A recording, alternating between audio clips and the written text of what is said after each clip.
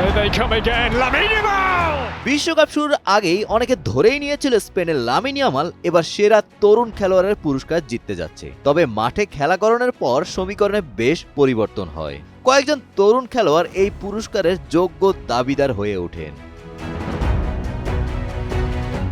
চলতি আসরে পারফরমেন্স ও পরিসংখ্যানের বিচারে সবচেয়ে এগিয়ে আছেন স্পেনের লামিন ইয়ামাল। 18 বছর বয়সী স্প্যানিশ উইঙ্গার 4 ম্যাচে একটি গোল করলেও 4টি বড় সুযোগ তৈরি করেছেন এবং তার পাসিং রেট ছিল 88%। কেপ ভার্দের বিপক্ষে গোল করে পেলের পর তিনি বিশ্বকাপের ইতিহাসে দ্বিতীয় সর্বকনিষ্ঠ গোলদাতার রেকর্ড করেন।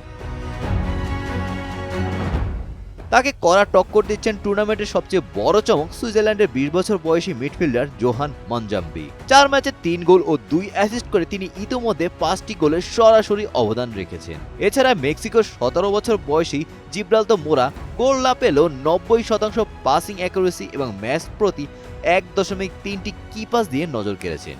এছাড়া ব্রাজিলের এনরিক ও নরওয়ের অ্যান্টনিও নুসাও রয়েছেন এই রেসে। কোয়ার্টার ফাইনালের কঠিন মঞ্চে নির্ধারিত হবে কার মাথায় উঠবে পরবর্তী সেরা তরুণের রাজমুকুট। পুরস্কারের প্রধান শর্ত হলো খেলোয়াড়ের বয়স বিশ্বকাপ শুরুর দিন 21 বছর বা তার কম হবে। ফিফার টেকনিক্যাল স্টাডি গ্রুপ শুধুমাত্র গোল বা অ্যাসিস্ট নয়, বরং ম্যাচ ইম্প্যাক্ট, বল রিকভারি, কি পাস এবং ফেয়ার প্লের মতো গুরুত্বপূর্ণ পরিসংখ্যানের উপর ভিত্তি করে চূড়ান্ত বিজয়ী নির্বাচন করবে। টমাস মুলার, কিলিয়ান এমবাপে ও এনজো ফার্নান্দেজের মতো খেলোয়াড়রা অতীতে এই ট্রফি জিতেছেন। গোলাম রাব্বানি, টাইমস টুডে।